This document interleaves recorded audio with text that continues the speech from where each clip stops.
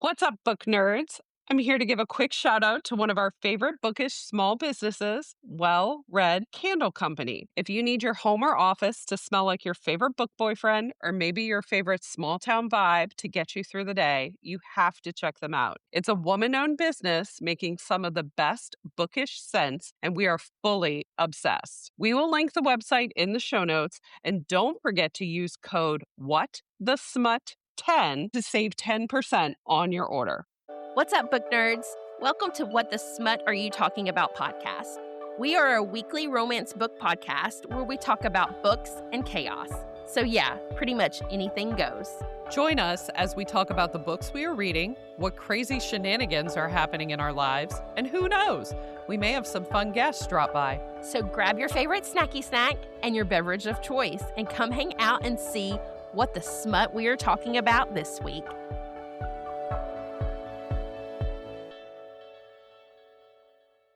Welcome back, book besties. How is everybody doing this week? Court and I are excited to dive a little darker into some books with our guest today. She has left her morals at the door. Makes you question them and your taste in men. Please welcome the pet-loving, caffeine-addicted author, Laiken Rhodes. To be here today. Awesome. We're happy to have you. How's the weather out where you are at? Are you having good spring weather or is it cold and snowy? It's not snowy, but it's definitely still cold. I think it went from Oh, 85 now to 40 degrees oh again. my gosh. We were at 28 this morning. How about you, Court?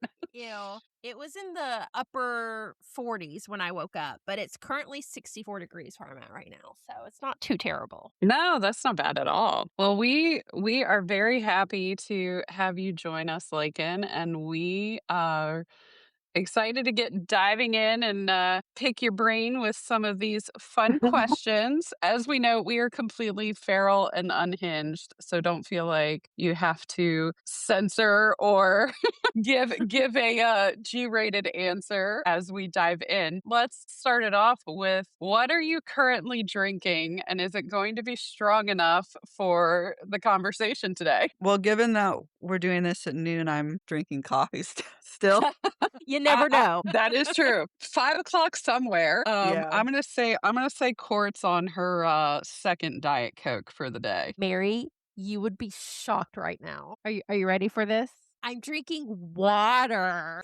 Your cells are crying in relief right now. You are drinking water. Your Right. body is happy. And I've only had one Diet Coke so far. When I eat lunch, I'll have my second for the day. Courtney has a inhuman obsession with Diet Coke, Lakin, so it's normally her chugging the Diet Coke while I'm the one drinking the water, which that is what I'm drinking. I'm drinking hot water with ginger and lemon. So I'm the boring drinker of the group. Oh, I live off coffee or tea. I drink a lot of hot tea, but I had Yes. coffee this morning. On a scale of plotter to feral gremlin, what is your writing process like? So I write in a chronological time. I call it little Easter eggs or like planted seeds. I try to have an outline of rough chapter numbers. For this one, I drafted both 1 and 2 at the same time. So the original book got split down the middle and then stuff got added into 1, and we're currently editing and adding into 2 to make them mesh with the rest of the series. Mhm.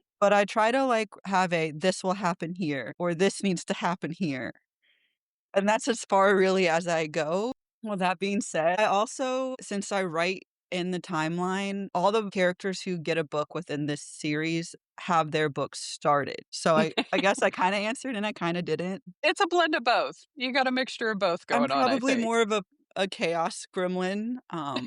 I try to plot. Book 2 has more plot points than book 1 purely because there's things that need to be answered and I need to have them answered. And you're doing kind of like a rapid release, right? For book 1 and book 2? So right now, book 2 is set for June 20th, which is a rapid release. So now 1 and 2 have a rapid release since 1 got delayed in the editing process. We're debating right now what we're to do about 3 and 4 because the nature of publishing, people want it sooner. Yeah. Book 3 is the darkest book of the 4, and I mentally have to regroup before I can get back into their story. So we'll see if it happens this year. or 2027, and if it's in 2027, it'll be like this. Nice, nice. When did you decide to make the jump from writing is fun to do to, oh my gosh, this is my whole personality now? I don't think I ever had the first personality. I came from the world of working with authors Mhm. and having an idea, and then eventually, I had a few authors who were like, "Why do you only talk about your ideas?"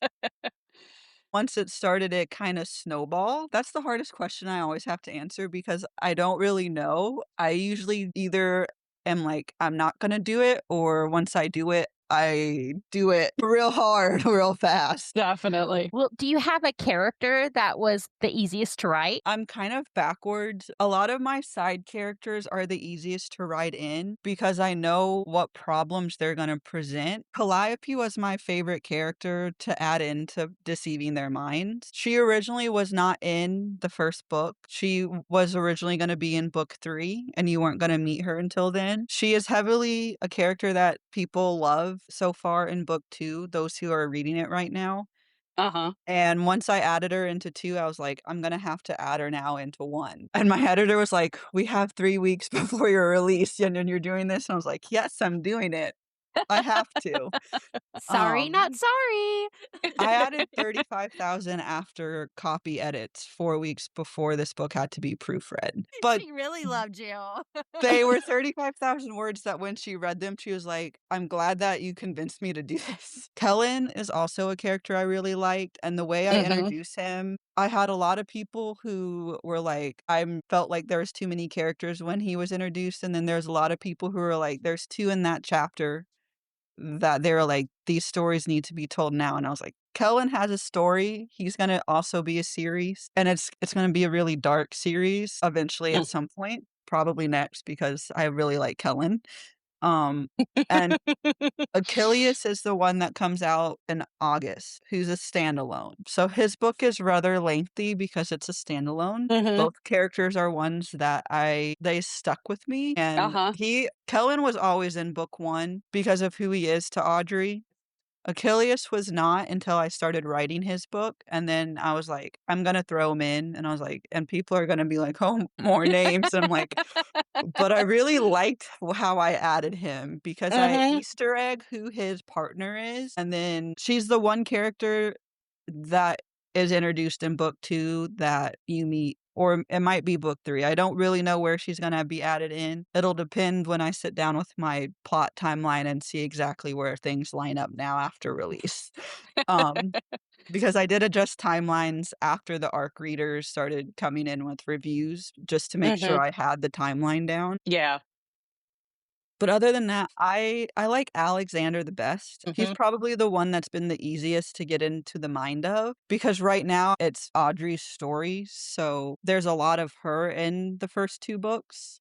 Mhm. Uh, I'm in the middle of drafting book 3 since book 2 is with my editor right now, and it's really the first book you see why he is, kind of the obsessive asshole, possessive jerk that he is at times, and you see how certain things that happened that you get in their prequel after book 3 releases affected him to become the way he is with her. I'm probably gonna add some stuff into book 2 as well because I feel like a lot of people are confused as to why he acts the way he acts, and I'm like, "That won't give anything away, so I can add it in, but we'll see." I don't like to give answers too soon, so we'll see what I decide to do. Keep the reader guessing. What is a tiny and there are a lot of tiny details in book 1, but what is a tiny detail that a reader might never notice, but you completely obsessed over? The piercings they give each other because I had to go in and write descriptions for them up until the very last minute because I realized in certain scenes, I was like, I totally forgot this was there. And the stories behind them because I knew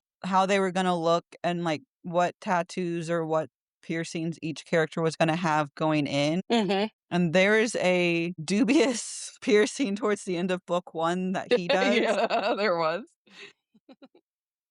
that she also had given him one at one point in time, and you get that story in their prequel that Mhm. it's a briefly mentioned one that he's like the one time she like had revenge on him, which really isn't revenge when you think about it, but there's a story behind it. And so I was like, I really need to figure out this story because I couldn't think of it, but I knew I wanted it. So a lot of people just read piercings as, oh, I really like it because, it kind of adds like that layer of kink or filth to the spice. And to me, I was like, but there's a story behind it. I would say the only other thing that I really obsessed over was her true identity within the society because Mm. it's very obvious that she knows about them and she knows that she was supposed to be already part of it. And there's reasons that she isn't, and there's reasons that she is. There's a few memories you get in book 2 that kind of hint at deals that were made when she was younger that kept her out of it. Mhm. And trying to make sure I matched up dates and timelines and that I wasn't hinting at it where I had to give it away now was an Yeah. area that I obsessed over because I was like, does this make sense if I drop this here? I think that almost ties into the next question of what is the craziest thing you've had to Google for research purposes? Sayings would definitely be. So I have a fair number myself. So the piercings I didn't really have to Google. I had to Google like correct names for them because there's a lot of names for piercings that are like jargon or slang. And I was like, Uh-huh. I need to have the right name. So when I'm writing them down on my character sheet, mainly for character art, if I give them a name and the artist is like, what is this? They know what it is.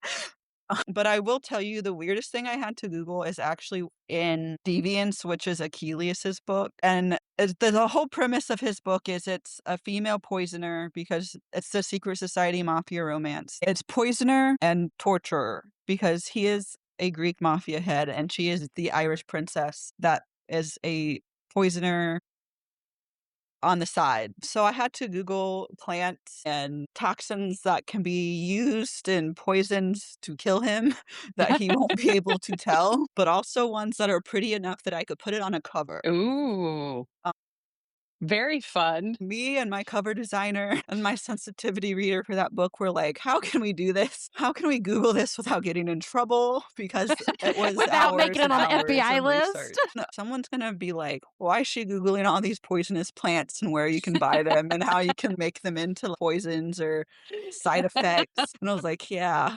I love it. I love it. That is awesome. Well, I know we've sprinkled in a little bit of talking about your books, and Deceiving Their Minds is your debut novel that came out in April. And you wove a really, really twisted web. Book 2 comes out on June 20th.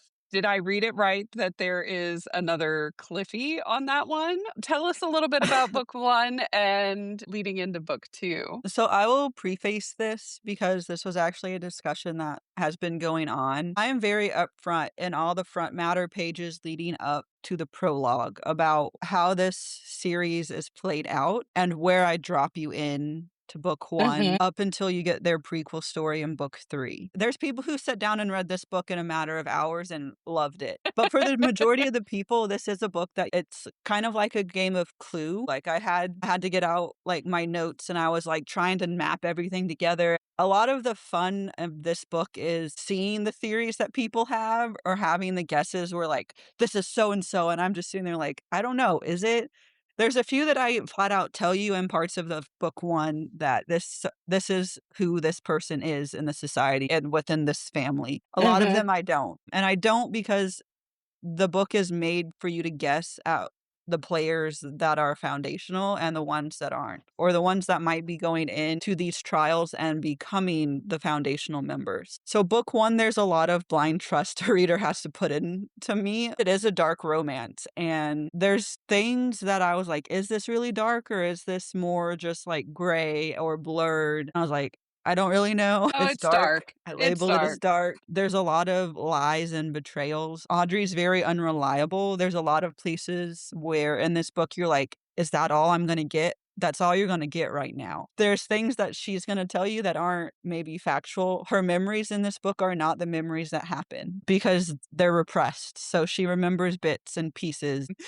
Um That being said, the actual memories come in book 2 for the 3 or 4 that you need to know going into the rest of the series. I knew going into this first one that for a debut, it is a very big taking on. I like to throw Easter eggs, and I like to give really inconspicuous hints that are really big hints later on in the series. And it is done on purpose because I want you to make your own guesses about this society before you're told. You know, the shadow gets revealed at the end of book 2. The prologue comes into play because that is how book 2 ends, on the prologue within that revealed identity's point of view. So it comes to a full circle moment at the end where every question that can be answered is answered at the end of 2. There are still some that aren't, but most of the big ones, I will tell you, are answered. Maybe not with Lila. Everyone is like, how come she is not dead yet? And I'm like, because it all comes back to who she is within the hierarchy of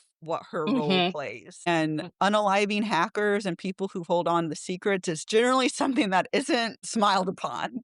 No, it is So not. it all comes down to what role someone plays and how certain deaths or certain believed killings affect everything else. At the beginning of book 1, you have gorgeous drawings and images with some of who is within the society, I but do. that is definitely a thing for readers to check out because I know Kindle sometimes does the weird thing where it opens up right at the prologue. I loved having those details with the family tree and the invitation that Audrey and the others get. You one of those at the front end of the book, which was really, really cool. I love when authors do those extra components in the story. It always just makes it a fun read. Yes. And I Yeah, will for say, sure. we tried to make them as accessible for readers who may not be able to read the ebook with the images. I'm still waiting to see how that's going to look and see if I'm going to have to adjust in the future after it is out, but we tried to make it, if there was an image that I felt was important, that anyone who needed it would have access to it. They're on my website and they are linked. They're in a big formatted page, nice big font that you can print. Circling back to your question, book 2, it's 4 books. So yes, I'm following the typical trend of cliffhangers. Book 2 has a cliffhanger, but I feel like you're satisfied enough with what's revealed that you're kind of like, oh my God, I want more. In my opinion, as the way cliffhangers go, book 1 wasn't bad. I didn't think, at least. I guess it depends on how much you like the character that that book ends on. Because there's a lot of people who really liked some of the characters going in, and it's I wouldn't say it's a bad cliffhanger. You kind of see it coming when you enter the chapter, Yeah. but it's not a nice one at the same time. Like, it was a natural point where I was like, okay, this could be where I end, because if I kept going, I had to keep going. It's also probably the most triggering chapter of some of the triggering chapters. I don't really mind cliffhangers. I've come to expect it in series, especially series that hinge on like mafia or secret societies, where like I write the end first in every book so I know how it ends. So they are done and they're not changing. So now I'm slightly worried. I'm sure there's a question that'll be asked that I'll answer, and there's a reason why the third one is so bad, but it's staying that way.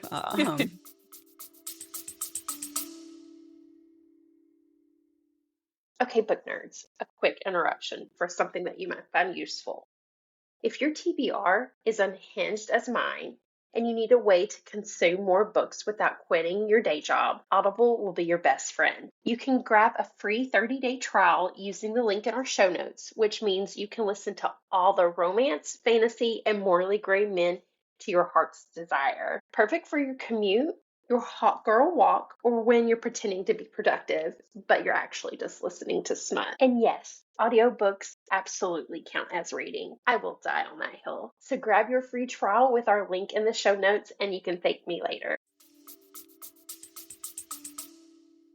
Awesome. Well, we will be sure to link everything for our listeners in the show notes so they can grab book 1 and work through it in time for book 2 to come out. So I have to know, what are you currently reading? Or are you, since you're still in drafting mode or editing mode, should I say? Actually, I do editing work on the side, so I'm actually finishing up a few editing projects today. But the last book I read Twisted Pond by LJ Shin. That was a really good book. She was one of the authors that told me to take the jump, so I credit a lot of how this book is doing with her. Yeah.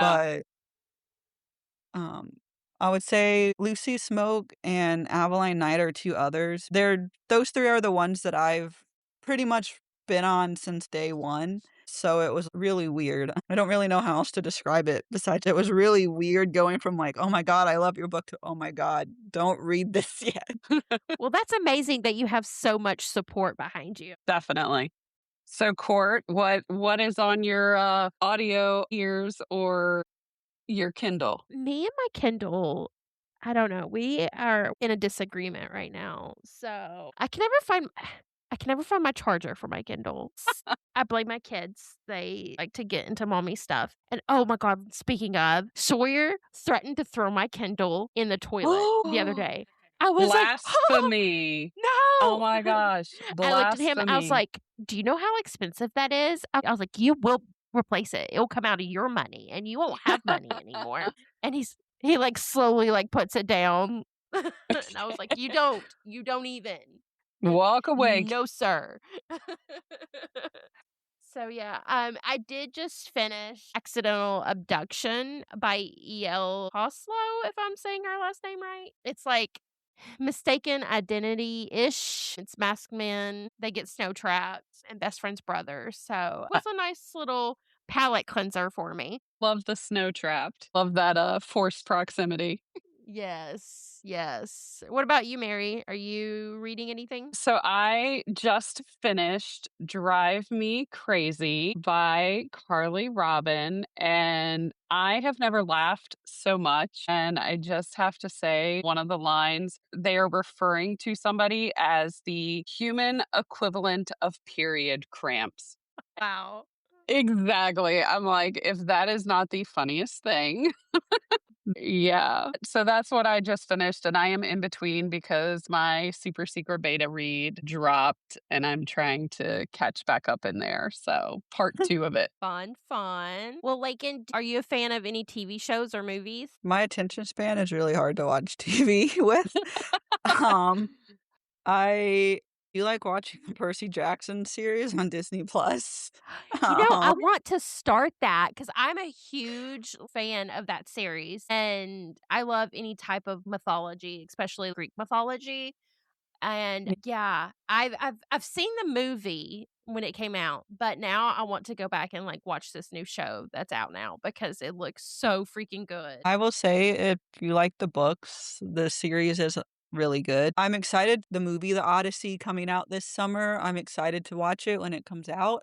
I didn't realize there was a movie. That's like one of my favorite books. I'm gonna have to like. Me too. I don't watch a ton of TV between working and this and editing and having a dog. I don't really have time to watch television. So I read a lot though. I'm in the same boat. I haven't watched anything new this week, Court.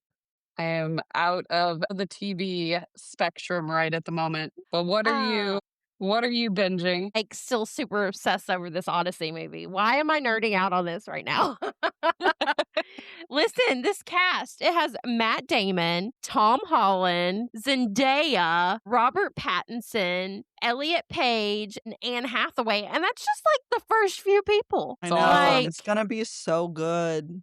oh, John, I'm going to pronounce his last name wrong. Bernthal? He was in Walking Dead. I can't freaking wait. Do we have a release date yet? Can you put it on the calendar? I know. Like, I'm nerding out. July 17th. Yes. Well, I'm going to have listeners, to see this one. while Courtney is nerding out over the Odyssey, be sure to drop into our DMs or down in the comments and let us know what you all are reading or watching this week.